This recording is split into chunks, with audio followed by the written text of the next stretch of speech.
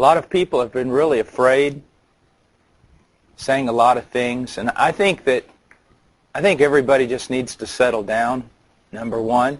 Those of us who believe in the sovereignty of God with regard to salvation, we ought to believe in the sovereignty of God with regard to everything else. We're not to worry, we're not to fret.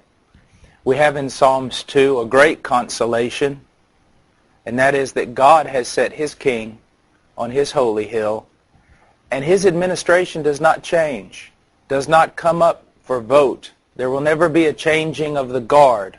Christ always reigns. And in 1 week, I've also seen a lot of positive things come out of this election.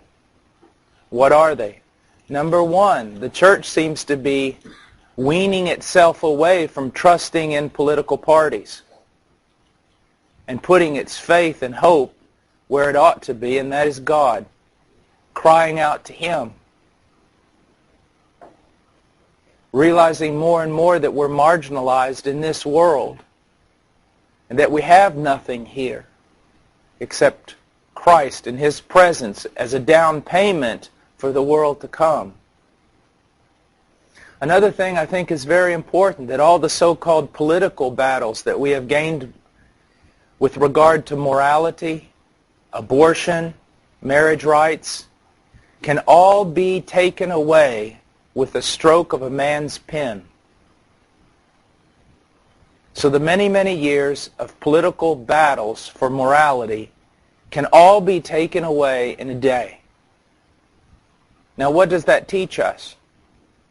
It teaches us this, that we do not fight moral battles politically, where with the sweep of a pen it can be taken away. We fight them by preaching the gospel of Jesus Christ, seeking to see men's hearts converted. Do not trust in the arm of the flesh. I think one of the reasons for the demise of conservative parties in our country today is that it's the judgment of God. First of all, they pretended to have a form of godliness, but denied the power thereof. Secondly, the people of God were trusting more in politicians and what they could do to save our country than trusting in God and His gospel. Some people say these are the worst of times. No, they're not. They're the best of times. Anytime God is working to purify the church, it's a wonderful time. A horrible time, a frightful time, is when we see the church walking in a way that is not proper and God doing nothing. One of the evidences that He is still among the candlesticks is that He deals with them. He deals with them. A lot of people say that the conservative parties need to rethink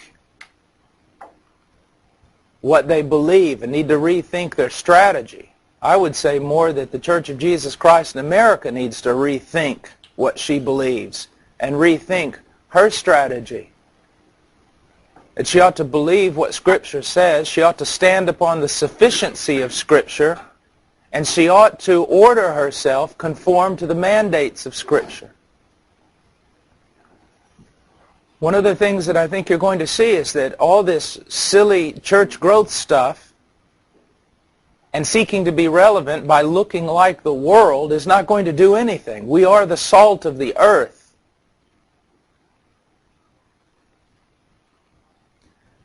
Another thing that I've been thinking about recently is my preaching. How should I preach?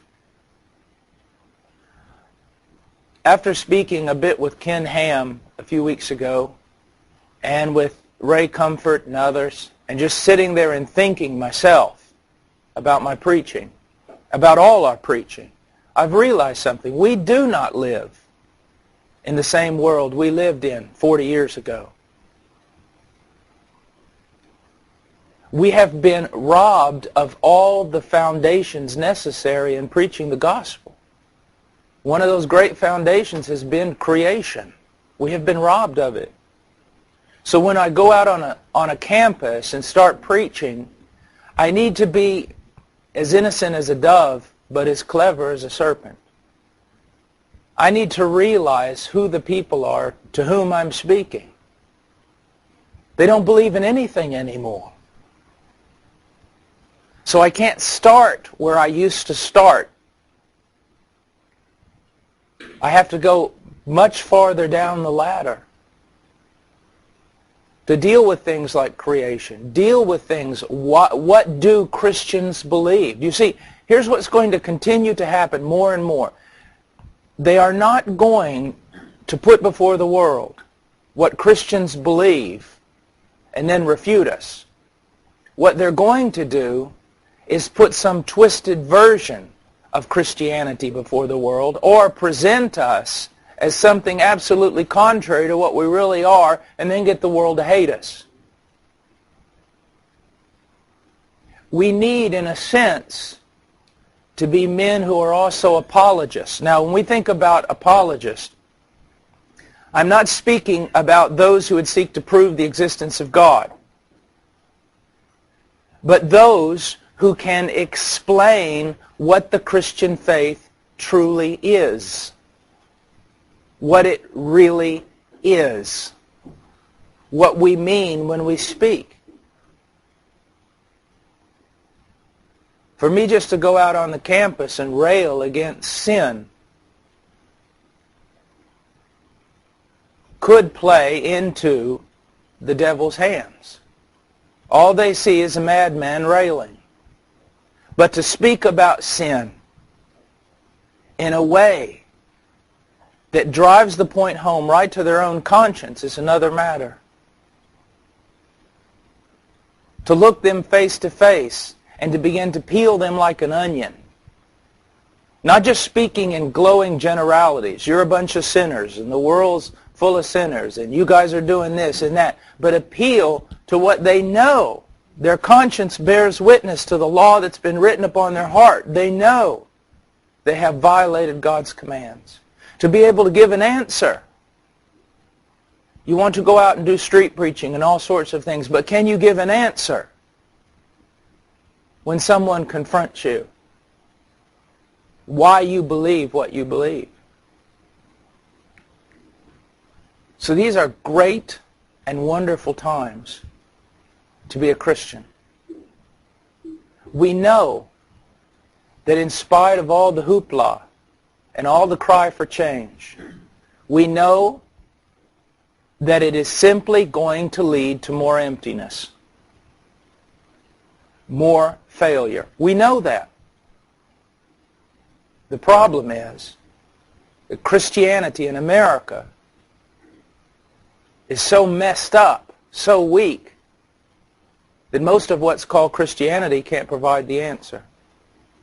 And don't think that you can either.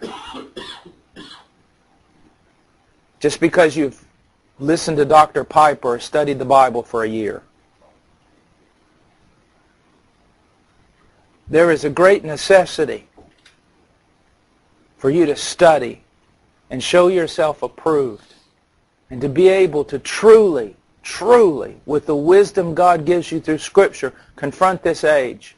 Not with a critical, smirky, proud look on your face, but with humility and with love and brokenness. These are the best of times. The best of times. I can only think of the opportunities that's going to arise. When a culture goes wrong, I heard a man say one time, when a culture goes wrong,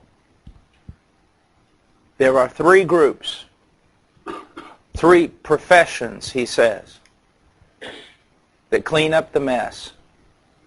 Doctors,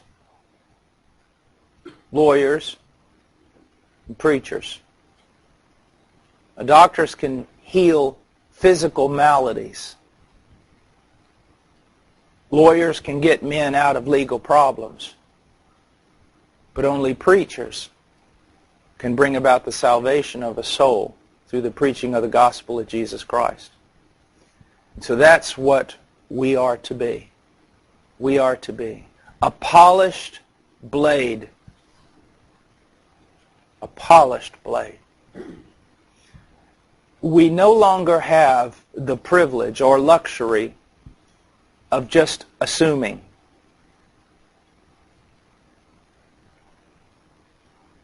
Of just quoting things off the top of our head.